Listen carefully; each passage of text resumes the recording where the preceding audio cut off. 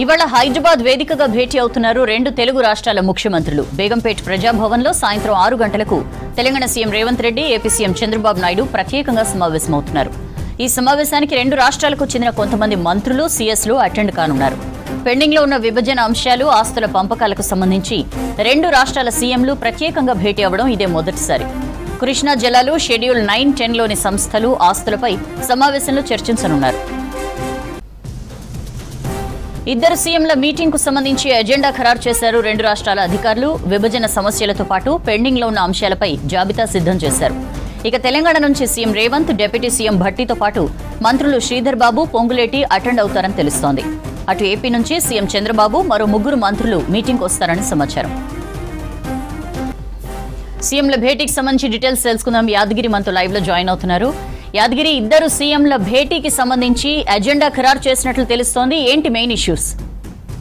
సౌజన్య, ఈ విభజన అంశాలకు సంబంధించి ఏదైతే ప్రధానంగా షెడ్యూల్ 9, 10లో ఉన్నటువంటి సంస్థలకు సంబంధించి అప్పులు, ఆస్తులు, తర్వాత కొన్ని బిల్డింగ్స్ సంబంధించిన వాటి మీదనే ప్రధానంగా అప్పులు, వీటికి సంబంధించిన దాని మీదనే ప్రధానంగా చర్చించే అవకాశం అయితే ఉన్నది. ఇవాళ సాయంత్రం 6 గంటలకు బేగంపేటలోని ప్రజాభవన్లో ఏపీ, తెలంగాణ సీఎంలతో పాటు కొంతమంది మంత్రులు, తెలంగాణ నుంచి ఒక 2 మంత్రులు, 2-3 మంత్రులు, తర్వాత ఏపీ నుంచి ఒక 2-3 మంత్రులు, తర్వాత సీఎస్లు ఈ సమావేశానికి హాజరయ్యే అవకాశం ఉన్నది. ఇందులో అంటే ఈ తెలంగాణ విభజన అంశాల విషయంలో మొదటిసారిగా సీఎంల స్థాయిలో సమావేశం కావడం అనేది ఇది మొదటిసారి. అయితే ఇందులో చాలామంది కూడా అటు ఏపీ నుంచి ఇటు తెలంగాణ నుంచి కూడా చాలామంది ఎదురు చూస్తున్నటువంటి ఈ సిచ్యువేషన్ ఇది. సో ఇవాళ నిర్వహించే ఈ సమావేశంలో కొంత సానుకూలంగానే ఈ చర్చలు జరిపి తర్వాత ఏపీకి తెలంగాణకు రావాల్సినటువంటి తెలంగాణకు సంబంధించి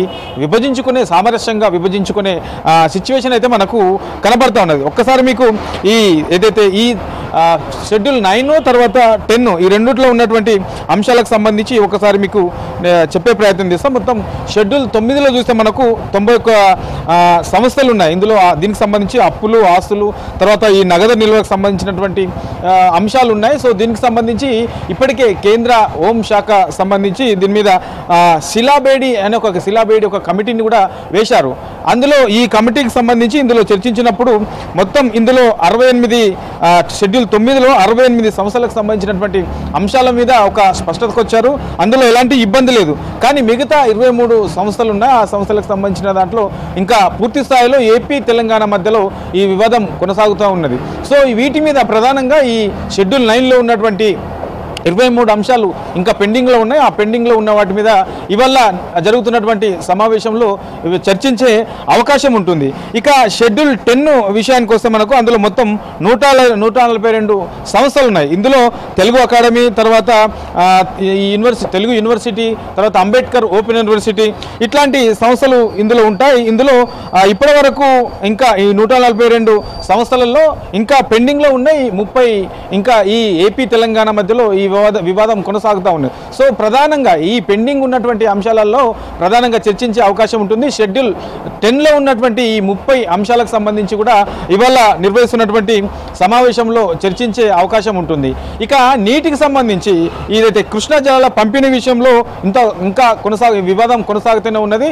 ఇందులో మొత్తం 811 టీఎంసీల నీటి లభ్యత ఉంటే ఇందులో తెలంగాణకు రావాల్సింది 558 టీఎంసీలు అని చెప్పేసి తెలంగాణ వాదం ఉంది. మరి దీని మీద కూడా అటు ఏపీ, ఇటు తెలంగాణ మధ్యలో ఇంకా సఖ్యత కుదరలేదు. దీని మీద వివాదం కొనసాగుతూ ఉన్నది. సో ఈ నీటి వాటాల మీద కూడా ఇవాళ నిర్వహిస్తున్నటువంటి సమావేశంలో ప్రధానంగా చర్చించే అవకాశం ఉంటుంది. వీటితో పాటు ఈ కరెంట్ బిల్లులకు సంబంధించి, అప్పులకు సంబంధించి ఇందులో కొంత వివాదం కూడా ఉంది. అంటే 24,000 కోట్లు తెలంగాణకు రావాల్సి ఉన్నది అని చెప్పేసి తెలంగాణ వాదం ఉంటే, లేదు 7,000 కోట్లు ఏపీకి రావాల్సి ఉన్నది అని చెప్పేసి ఏపీ వాదం ఉంది. సో ఈ రెండింటి మధ్యలో కూడా కొంత సఖ్యత కుదరలేదు. దీని మీద కూడా కొంత వివాదం ఉంది. సో వీటి మీద కూడా ప్రధానంగా చర్చించే అవకాశం ఉంటుంది.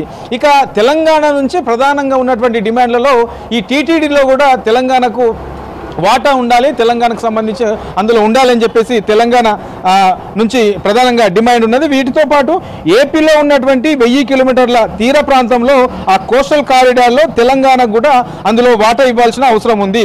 తర్వాత ఓడరేవులు, తెలంగాణలో ఓడరేవులు లేవు, ఏపీలో ఉన్నాయి. అందులో భాగంగా ఏపీలో ఉన్నటువంటి కృష్ణపట్నం, మచిలీపట్నం, గంగవరం ఈ పోర్ట్స్లలో కూడా తెలంగాణకు భాగం ఇవ్వాలని చెప్పేసి తెలంగాణ నుంచి ఉన్నటువంటి ప్రధానమైనటువంటి డిమాండ్లు ఇవి. వీటితో పాటు ఉద్యోగాలకు సంబంధించి కూడా ఇంకా ఆ అంశం కొనసాగుతూ ఉన్నది.